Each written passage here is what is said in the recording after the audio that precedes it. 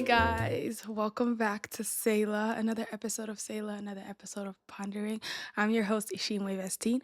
I thank you all for gathering here and coming back into this channel just to look at this episode. I know we just concluded the first 20 episodes of Selah, guys. We just finished the first season. Yay! Clap it up, guys. But as we closed out that season, we're just starting a new season, a new series of episodes. This season of season 2. I thank you all for just being here through the first 20 episodes. That was a lot of episodes, and it's only by the grace of God that He has even graced me with the opportunity and the ability to just sit here and talk about God for 20 episodes straight and still going and still counting. Like, I just thank God. I thank all of you guys who have been coming continuously every single week as the episodes drop. I just want to give all of you guys a shout of thanks and just God a shout of praise for just being able to be here throughout every single episode.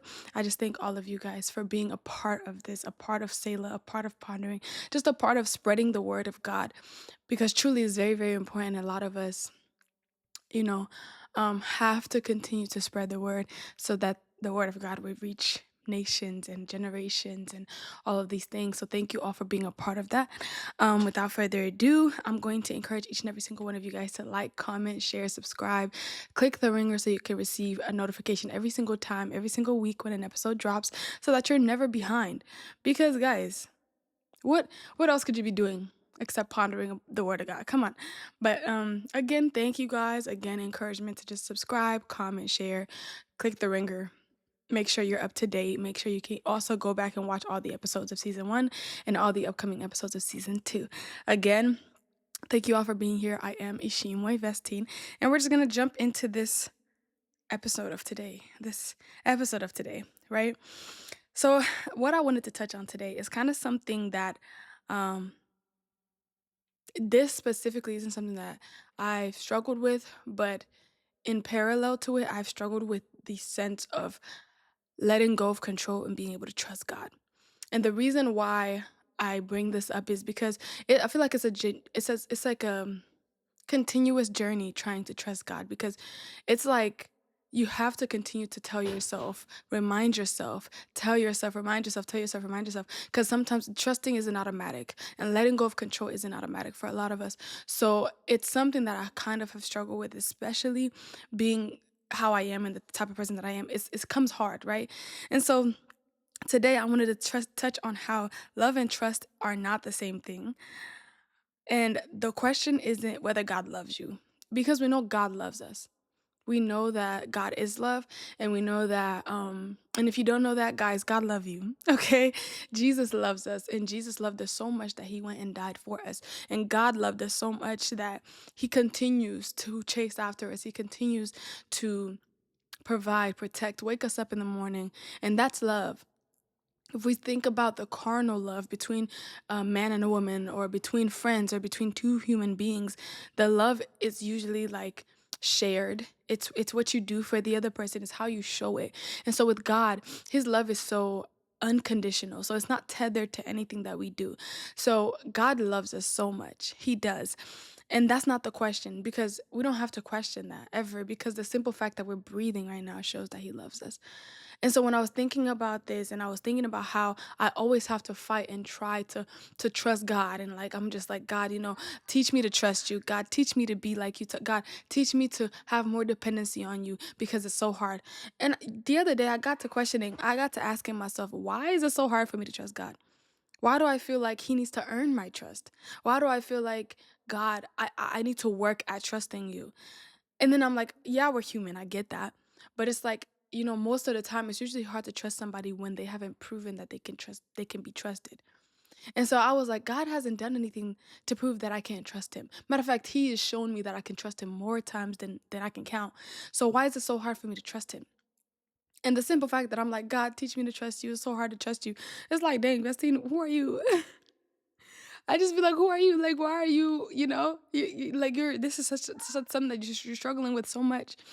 And I got to the point of asking, I think I was having a call with one of my girlfriends, or two of them. We were on the call, we were talking, and they were like, one of them has said, truly, like, is it that you need to trust God, or is it that God needs to trust you?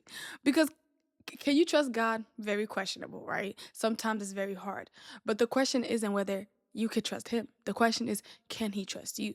Because we've done so much to lose his trust. We've done so much to show him and prove to him that he can't trust us. He can't trust us with the word. He can't trust us with our abilities, the gifts that he's given us. He can't even trust us with things that he's placed in our hands. He can't trust us with the families that he's given us. He can't trust us with a book that he's given us. Like, the question isn't whether I could trust him because he hasn't done anything to prove that I can't trust him. But the question is, can he trust us? And this was such a good conversation, y'all. I like, as we were talking, I went and just started jotting things down because I was really thinking in my head and I got convicted a little bit because I was like, dang, hold on. I've always struggled and always tried to work on and work on and work on having enough faith to the point where I can trust God fully and fully depend on him. And I'm like, he ain't never showed me that I couldn't. So why is it so hard? And then we got to that question. And I'm like, dang, can God really say, this is my son in whom I'm well pleased? This is my daughter in whom I'm well pleased. Can he really say that? He can't. Can he? I don't know. And so I wanted to dive into that today. I wanted to talk about that today. And so when we're talking about whether God can trust you, now there's a lot of questions that go into that, right? There's so many different things that God has to evaluate, I'd say, because we're humans. We're humans. And so for me, when I think about that, I think about, or at least when I was thinking about it, I'm like, can God trust me with the things that he's placed in my hands to steward? Can he trust me enough to steward them well? Because it's not like, let's say for Abraham, he was handing over generations to come to Abraham. That requires a level of trust, not just from Abraham to God, right? That's the easy part for if you're looking at it from the outside in. The hard part is, can God trust Abraham with generations to come, land from east to west, generations to come to Abraham? Right? Or in the for example, Moses. God trusted Moses exponentially. One of them is size and the other one is time. It's okay. He trusted him a lot, right? Because he trusted a whole nation to him. Get them from A to B. We see that, near the end, he kind of, and he messed it all up. But it requires a level of trust with God. There is a point in time where God will evaluate those things and he will say, this is my son in whom I'm well pleased. This is my daughter in whom I'm well pleased. And right now I was evaluating my life. I'm like, can God say that about me? Can God sit and brag about me? Can he brag about me? Like, can he say, yeah, this is my daughter in whom I'm well pleased. That's her right there. She's right there. Right? Can he trust you that much? Right? And so, um, and even just thinking about that, because with carnal relationships, 'cause at the end of the day, this is a relationship.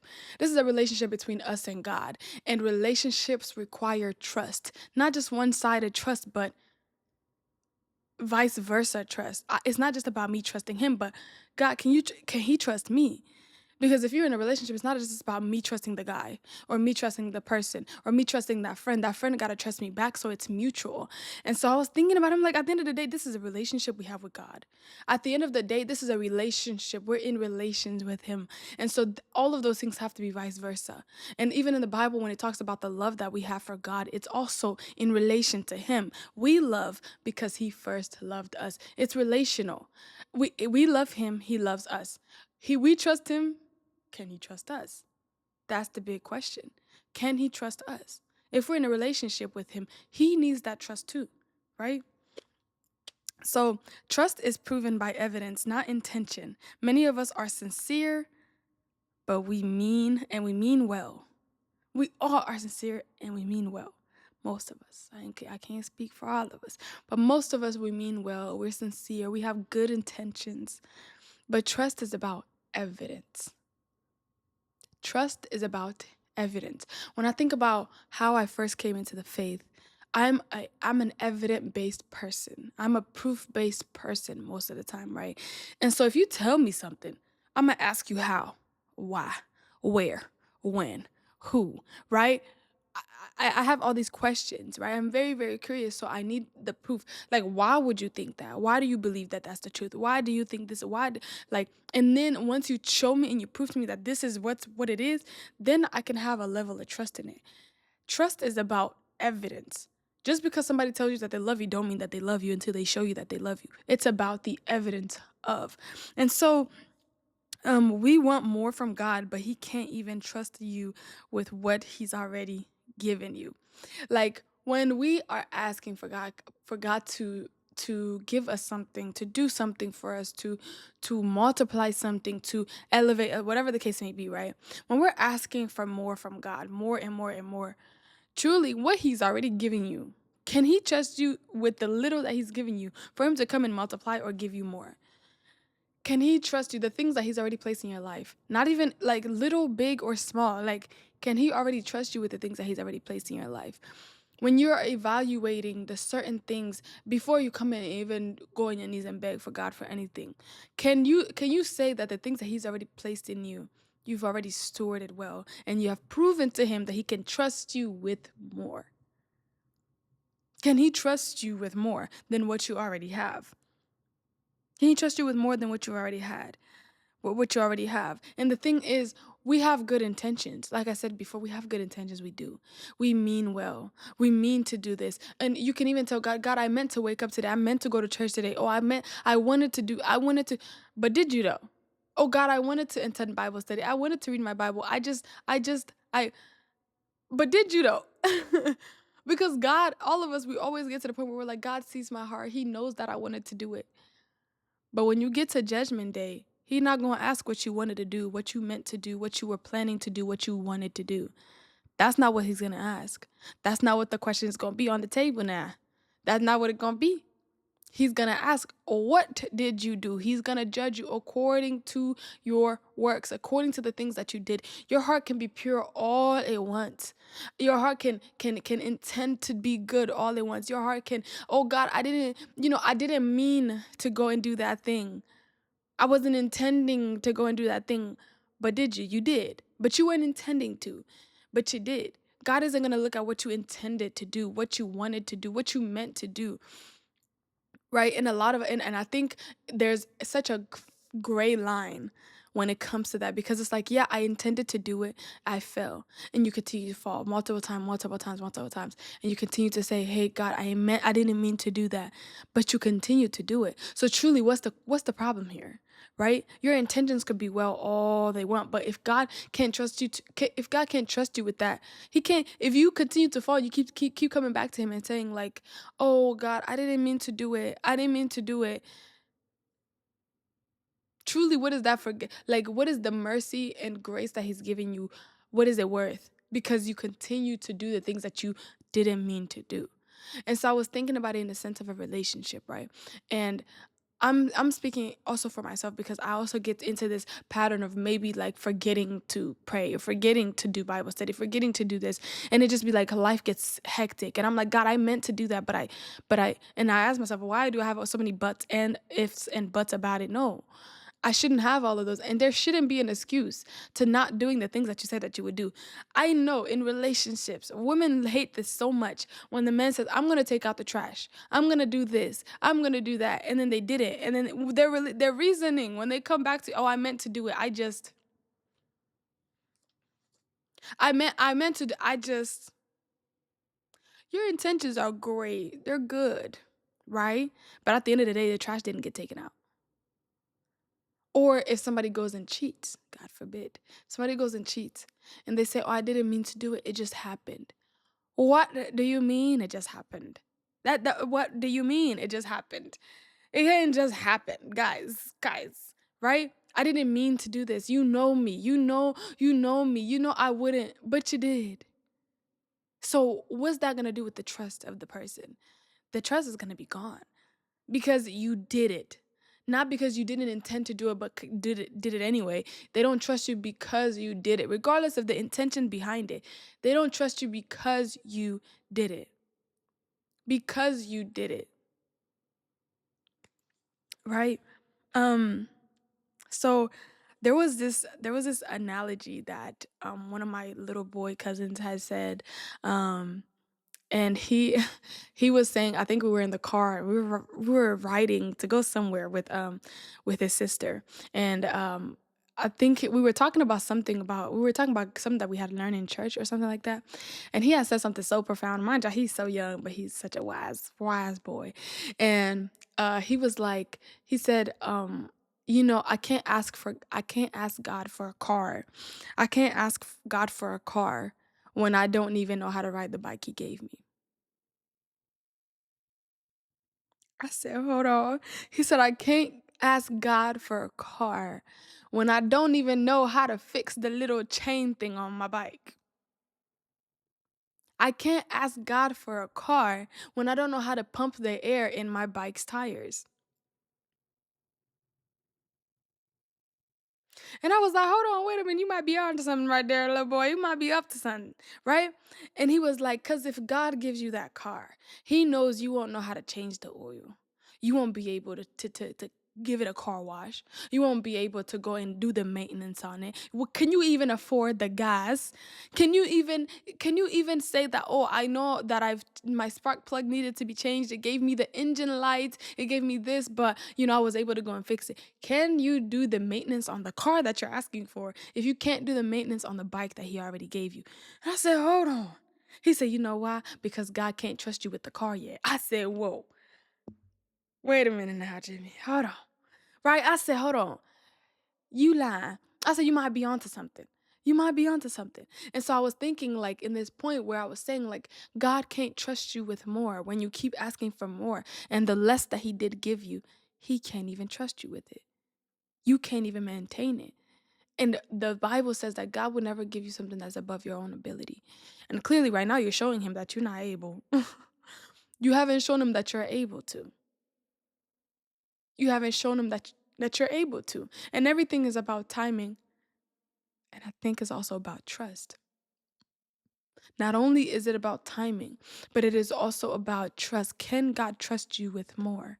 The things that he's already placed in your hands, in your life, have you stewarded it well? Regardless of whether you meant to steward it well, you meant to take care of it, you meant to change the oil, you didn't. Have you stewarded the thing that he has placed in you well? That's the question. It's not about what you intended to do, what you wanted to do, all that stuff, right? And one saying that I read, I think I read this in a book once. It says, you don't give someone the keys to a house because they admire it.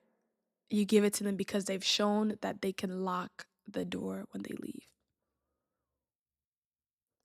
Just because the person thinks the house is nice, that don't mean you give them the car.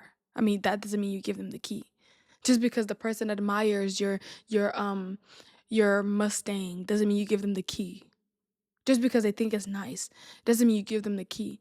So when you're asking God for something because you want it, you think it's nice, you think it would advance you in your career, whatever the case may be. Just because you admire it and you want it doesn't mean he's gonna come and give you the key. He will give you the key when he realizes you know how to turn the car off before you leave. You know how to give it a car wash. You know how to lock up the doors of the house before you leave. You know how to turn off the stove after you finish using it. You know how to mop the floors. You know how to dust the place.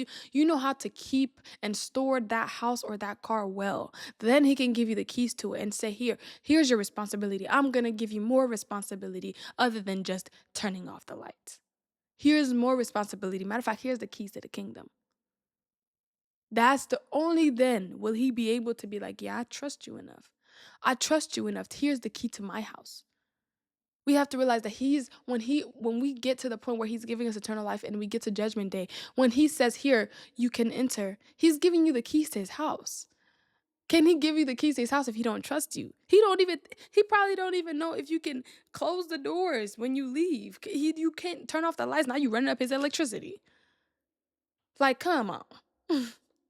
But anyway, so trust is built in private so he can show you off in trust is built in private so he can show you off in public.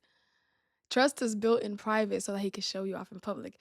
When I was thinking about this, again, back to relationships, because I always kind of refer back to relationships because that's what we are in with God. In relationships, one thing that one of my guy friends had said a long time ago, he has said that one of a man's biggest pride is to be able to show off their girl. Walk with their hand on their arm, and just walk with them on the street. Yeah, that's mine. Yeah, that's me, right? Show them off. Like this is my person. Like I can show them off. She got this quality and that quality. Even if he don't talk about it, everybody can know that. This is my prized possession, okay? This is my prized possession. Out loud. Even if they may be having problems back home, he could still show her off in public, right? And so I was thinking, right? Private obedience tells God what kind of steward you'll be in public. Private obedience, guys. This is not about the showing off obedience. Like, oh, guys, I've done Bible study. Guys, I'm making this video. I'm being obedient. My obedience happens in private. Our obedience happens in private. The public show is just displaying the evidence of your obedience that already happened internally and in private with God. Your private obedience will show him whether he can show you off in public, whether he can walk around on the street with you on his arm. Can he do that? Can he show you off and be like, wow, this is my son, this is my daughter in whom I'm well pleased, y'all, look at him. And here come the dove ascending. Like, look at him. That's me. That's mine. That's mine right there. That's my child. Okay, that's my child. I remember when I was talking, I think I was talking to a friend on the phone, and my mom was like in the background. She was talking to like her best friend. She always talking to this same best friend every single day, right? And she was talking to her, and she said something about, I think at that time I had just got promoted in the military, and she was telling them like, oh yeah, my daughter, that my mom talks loud, the African, if you know, you know. She's like, oh yeah, my daughter who, she just got promoted, she's a soldier, and she was just saying all that stuff. I just stopped in my conversation because I looked up. I said, mama, now you don't have to do all that. But I want that type of level of proudness from God. Like, yeah, my daughter, you know what she did, da da da da da. Like the story of Job. He didn't just show off Job. He said, matter of fact, have you seen him? Go try him, see what happened. Go try him, see what happened. Like, actually, like, can he show you off? Can he even show you off to the devil? Where the devil thinks he has a foothold, can he be like, yeah, that's my daughter. You can't touch her. You can't touch her. But if you've shown God that he can touch you, he will be embarrassed to go and show you off to the devil that has already touched you. What do you mean? It's like you know how embarrassing it would be to go and show off your girl to somebody that probably already like has her or has access to her or has been texting her for a while, he in her DMs, and she's responding. You know how embarrassing that would be? You're sitting there telling him, yeah, that's my girl, that's this, but whole time he know that he been texting you. He been in your DMs. He been all of this, all of that. That's embarrassing. God would not do that. And he knows what's going on behind the scenes. So the devil can't just be like, oh yeah, I text her all the time. And she texts back too. So God ain't gonna show you off. But one thing about God, he confidently was showing off Job in front of he said, matter of fact, go and try him. Go and try him. Imagine, go and try him now. God, I'm not asking for the tribulations and the trials, but the confidence you had in Job, I want you to have the confidence in me. Not to send me out into trials and tribulations or whatever, but that trust, that he had in Job to be able to be like, yeah, I know he's gonna overcome this. He didn't have trust in Job because oh, he's just a good servant of God. No, he trusted him because he knows that even no matter what faces him, his faith won't be shaken. And he said that he knew that confidently to the point that the devil didn't approach him. He approached the devil to say, go and ask Job. I said, wow. The level of trust that is here, you just see it in all the pages. You see the level of trust that God has in Job in all the pages. Every single page of the story. You're just like, wow. God, like you really trusted this man deep. That's trust right there. I trust you enough to not put curfew on you. I trust you enough to not check your phone. I trust you enough to not tell you, oh, where you at. I trust you enough to not have your location. I trust you enough to take your word for it. That's the trust that God had in Job. And that's my question. Can God trust me? Can God trust me that when the devil comes to him, he can be like, oh, go ahead, try it. Try and see what happened. Try and see what happened. But like I said, with the whole trust being in private, the thing is, even in the story of Job, we didn't see the beginning of the story. We don't know what type of private obedience that Job had before all of this happened, before his story began in the Bible. We don't know what the private relationship looked like with God outside of what's shown in the Bible. We don't know the beginning of the story. We don't even know how Job came to know God or where he came or none of that.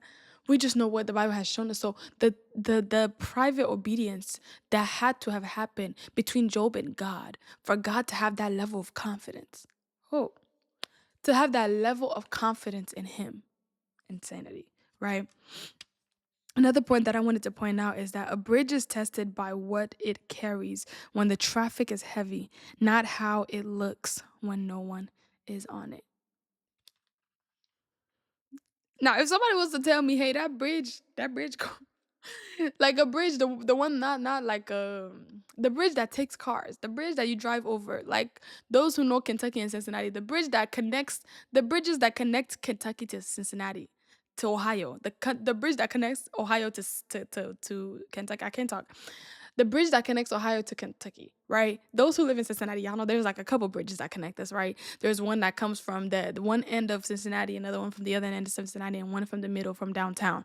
And so these bridges, there's one that really that looks really, really old, but that bridge is strong. Okay, there was one bridge that actually burnt. I think it burnt one of the bridges. It looked strong, but it burnt down. I think and it was down for like a minute. A part of the bridge had broke or burnt off or something like that, and so we weren't able to use that bridge for a while. And that bridge, I kid you not, it looked pretty strong. It looked pretty decent, but that's the one that broke down. Now there's one that looks very old. I think it has like it's like wood, right? And it's standing. Okay, it's strong. And the thing is, in my head, I'm like, with the bridge is not like you don't know whether the bridge is strong until you have traffic on it and it's still standing. Not how it look like when there's no cars on it. When there's no cars on, you can't even tell whether it's strong or not. You can't tell whether it can carry weight or not. You can't tell any of that. And so with God, He not going to just look at us and be like, "Oh yeah, she goes to church. She do this. She do worship. She do this. Oh, she praises my name. She's in the corridor or she's in the streets praising my name." No. When the weight is on you, when the cars are on you, how do you respond? When the weight was on Job, how did he respond? And mind you, we don't know if this is the first time that he's had that much testing. We don't know whether God tested him before. And I think he did because the testing and the trials test your faith and trust, right? And so when God had that much confidence, it shows that he is a bridge that can carry any type of traffic. Which means God is not just looking at what he does on the outside. He's looking at what he has proven to carry on the inside. He's looking at what you have proven to carry on the inside before he gives you anything else. Before he even can confidently say, "This is my child." What have you proven to carry on the inside? What have you proven to steward? What have you proven to carry on the inside? What is it that you can tell God, like, "Yeah, I overcame that, and I still have faith. Yeah, you put me through that, and I still had faith. That trial, I still have faith." It's trust is proven. It's proven by evidence. I can't just say, "God, I'm loyal." And then he's gonna say, "Oh yeah, you loyal." No, absolutely not. Say, "God, I'm trustworthy." And then he believes that you're trustworthy. Absolutely not. You can't even say, "God, I love you." And you haven't proven that you love him. Absolutely not. Love is proven. Trust is proven. Loyalty is proven.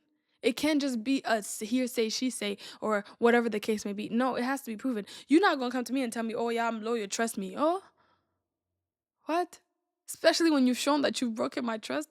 The thing is, us as humans, we've broken his trust so many times, and we still like, "God, trust me. I got this. Give me a new car. Trust me. I got this. Trust me." Do you though? Like, do you though? That's the real question. Do you? I don't know. I don't know about that one. But selective obedience limits God's ability to trust you. And one thing about us, we love selective obedience. We obedient in one area, but then in another area, we're like, "God, nah, I think I got this one." Nah. Selective obedience limits his ability to trust you because he can't even trust you with everything. Maybe he could trust you in this area, but every other area he can't trust you. The same thing that we do to him. You see the relation and the vice versa in this?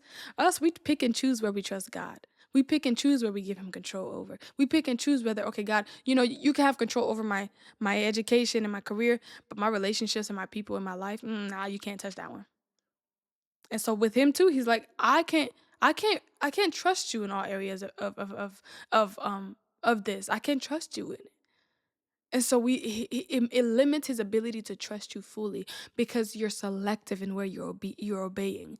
You're selective in how you obey him. So therefore, he is selective in how he trusts you. Obedience proves that he can trust you. Where have you been lacking obedience?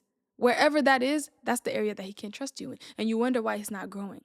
You wonder why it's stagnant because you still have not obeyed. You still are struggling with obeying in that area. And so God is struggling with trusting you. And now you see now it's like it's just stagnant. It's just standing there. And you're like, God, why won't you advance my career? You haven't given him your career, so therefore he can't trust to come advance it. He can't trust to advance it. You haven't even given it to him. Oh yeah, please. Like it's the anyways, and I'm speaking to myself. That's why it's hitting so deep because there's areas that, boy, I've struggled.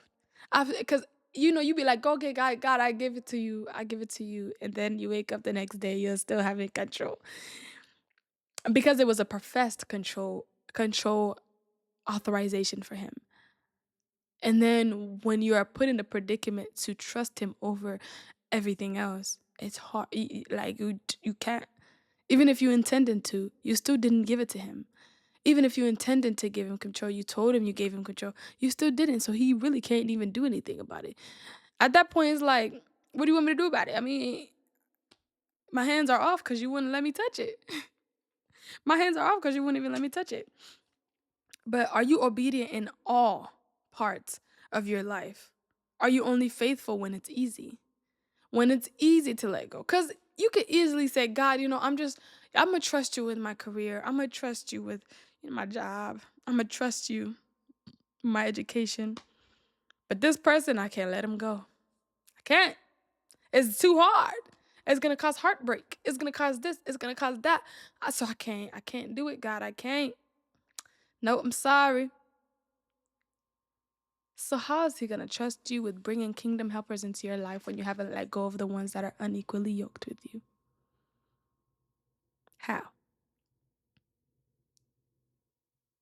He won't be able to. We're still sitting in a cycle of disobedience because it's too hard to let go of control. We're sitting in a cycle of disobedience because it's too hard to let him take control, to let him just do what he has to do. We're sitting in a cycle of disobedience, so he's sitting in a cycle of untrusting you. He can't trust you with more because you still haven't done with the less. You still haven't. But God isn't impressed by moments. He's impressed by habits. God isn't going to trust you because you had moments of faithfulness. He's going to trust you because you have a habit of faithfulness. When you have a habit of faithfulness, he's going to trust you. Not because you had a moment here, last year, and you had a moment, 6 months ago, and you had a moment 3 months ago, and you was obedient like yesterday. But every other time in between there, you're just gallivanting around. You're just, doing all these things. Like, he's not impressed. You had moments of faithfulness. He wants habits of faithfulness. Now, a habit can be hard to build, and a habit can fall short sometimes. But he wants that habit to be a habit, not a moment.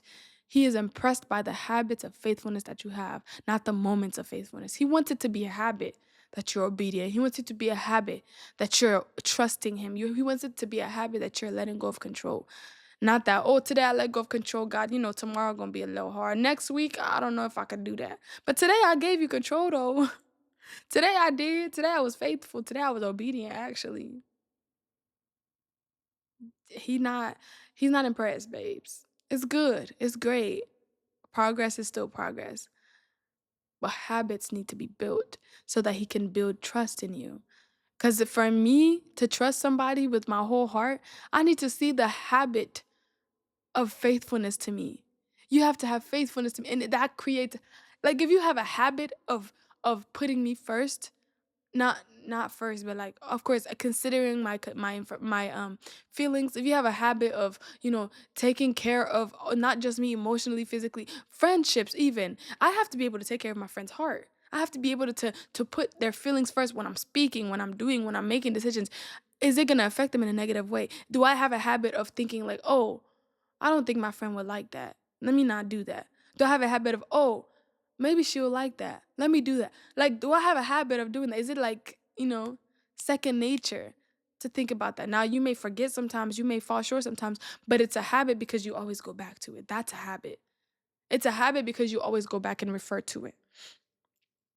God trusting you isn't a one-time thing. It's a posture that should be maintained. God trusting you is a posture that should be maintained. If you maintain that posture, he won't have to question whether he can trust you. You won't have to question whether he can trust you with more. If you maintain that posture, you'll be able to steward everything well. You'll be able to steward it as it comes. You'll be able to steward what you already have because you have a posture of obedience that causes him to trust you, that causes him to trust you with more. But Job shows us what trust looks like, and it's transactional. Job showed us what trust looked like. It's a transactional thing. It's not just a one-time thing where, oh, okay, God, I did it, hooray, and then no, it's not a one-time thing. He showed us what trust is. It's continuous. He didn't just go through one trial to prove that, dang, God could really trust him. It was not one trial, guys. Multiple. Man lost his house, his properties, his livestock, his children. His wife left him. Some of his wives. It boils on his body. These are He went through multiple trials. It's not a one-time test. It's not a one-time thing. He showed us that it's a transactional thing. God, you trust me, and I trust you back. I obey. You trust me. It's transactional. It's a relationship.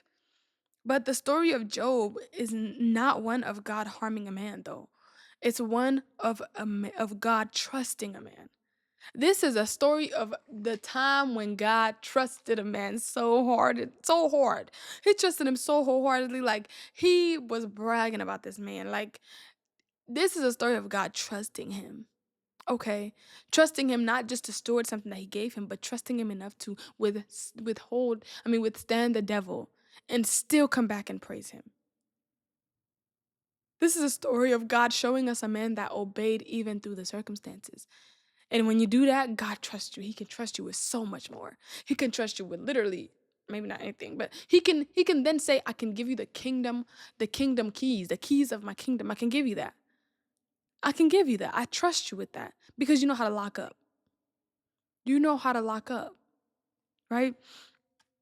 But trust increases with the weight of assessment assignment. I can't talk.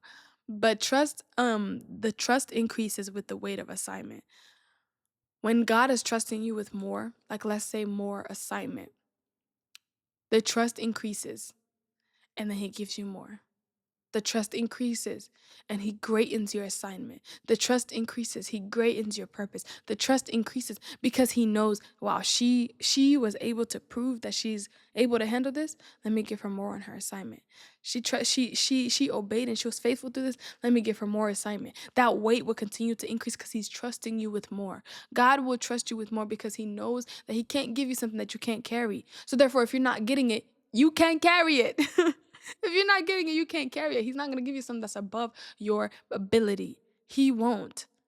He will not, because he can't trust you with it. You might just misuse it, abuse it, or not steward it well. Because he knows your ability. Because he knows your ability, he can trust you. He can trust you with more. He can trust you with less. He can trust you with whatever, right? But God didn't guess. He knew. He knew. God didn't guess. He knew in full confidence that the things weren't the foundation of Job's faith. So he let He let them fall. He knew that the things that he had was not the foundation of Job's faith. So he let them fall. And he saw how he carried his faith through it. He let everything fall because he knew that wasn't the foundation. So if they went away, either way, Job is still going to be. And with confidence, he knew, even if I take this away, God, Job is still going to be there. Devil, come and try. Come and try. Have you even, let's read it. We're going to read it. It's in Job 1, okay? We're going to read the story of, a small part of the story of Job, right? Um, let's see.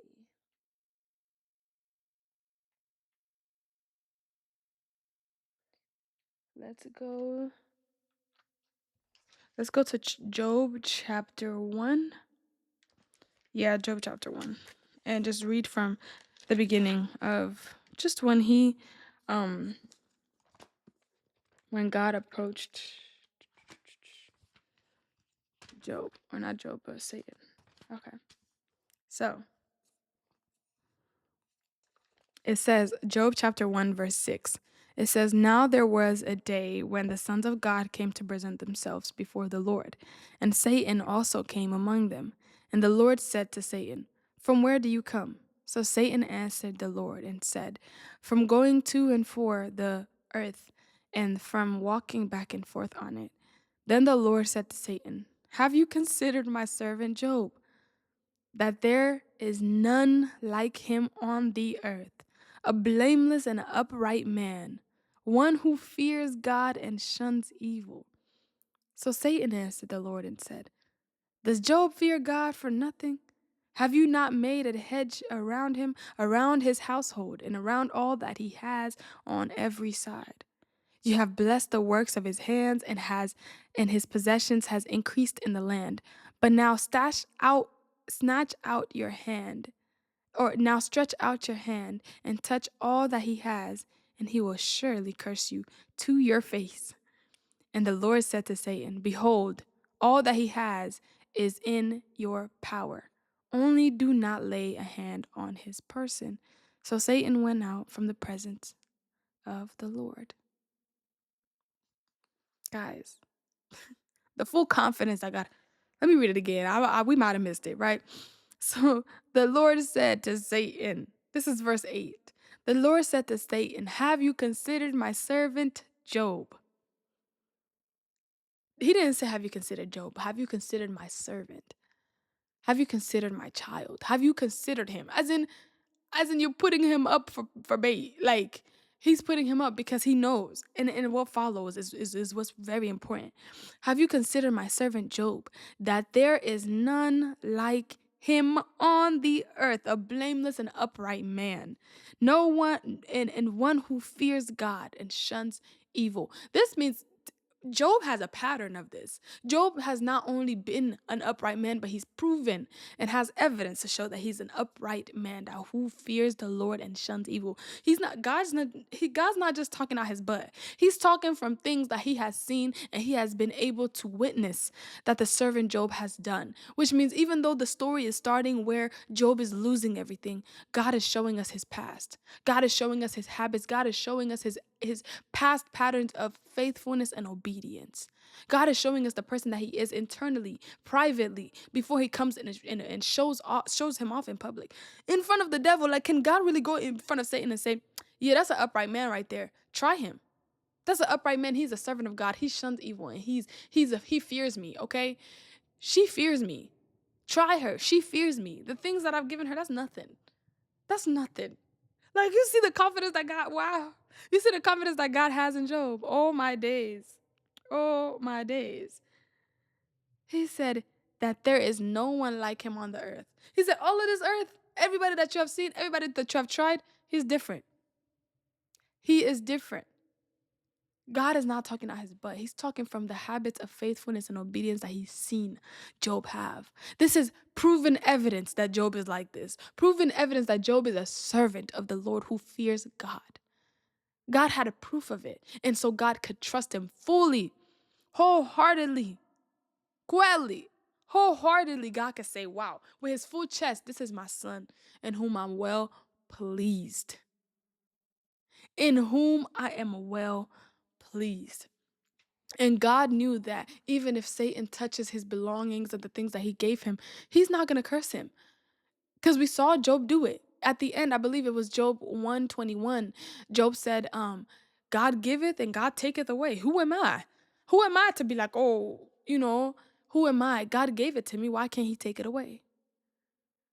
You know what kind of faithfulness that is?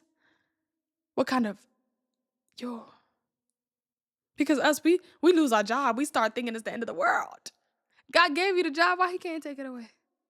We lose our jobs. We lose people. We're just like, "Oh my God, God gave them to you. Why he can't take it away? Why he can't take it away?" Why he can't take it away if he wanted to? But God trusted Job enough to allow the loss because he knew he wouldn't lose his faith. He knew for a fact he wouldn't lose his faith.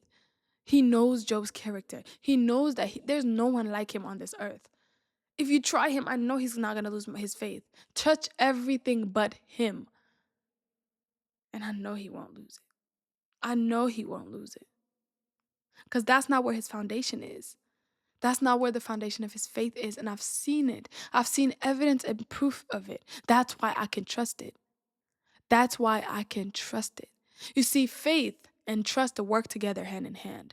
Faith is the evidence of things unseen, which means you don't need proof of it. The faith itself is the proof. The faith is the evidence, right?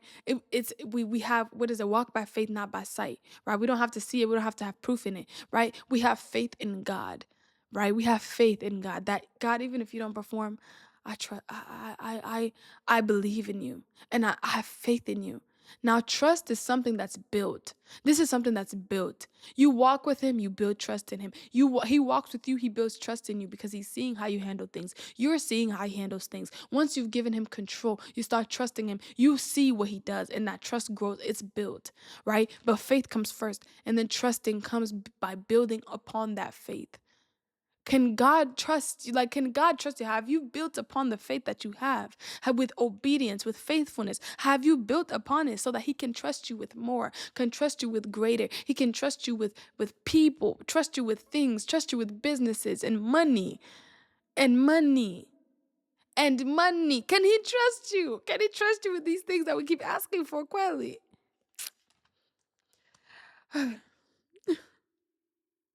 But this is a badge of honor that God had, y'all. This is a badge of honor. He was literally like, Satan, go try him. Because I know fully, wholeheartedly, that he ain't gonna do nothing. For me to tell my husband that is coming soon, for me to tell my husband to go to say, oh, it's okay, you can go to the club. Oh, it's okay, you can go to what is it? I don't even know. You can go to the club.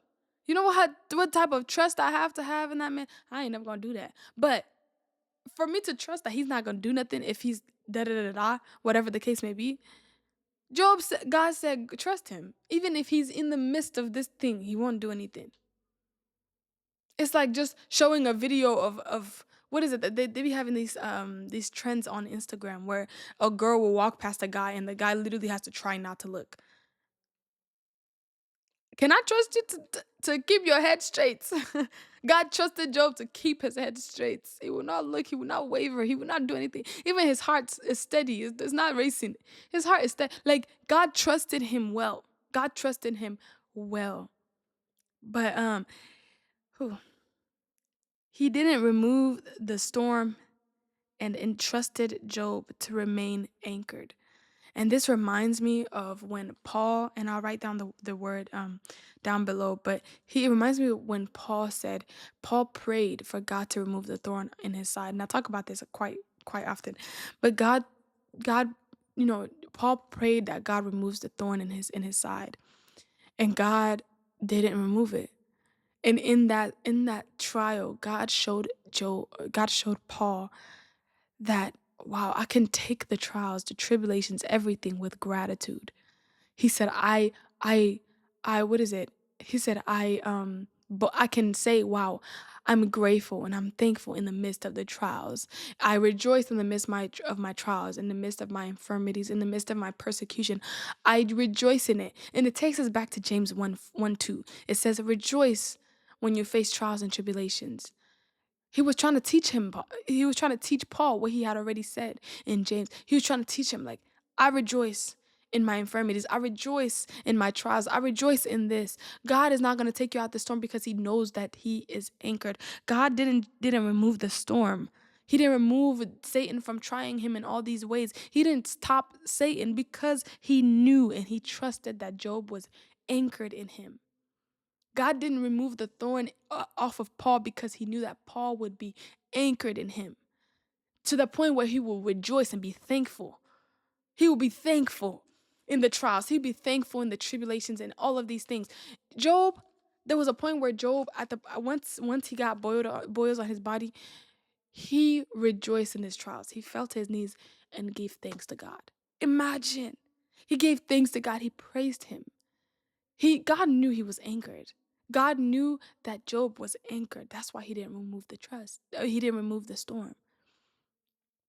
And that only grew Job's faith. That only grew Paul's faith because the thorn was not removed. You take it with gratitude. You take the storm with gratitude. You take the trial with gratitude. Then he could see that's my servant. That's my girl right there. That's my dude. Like he could say with that, you better go. Yeah. You better go. You feel me?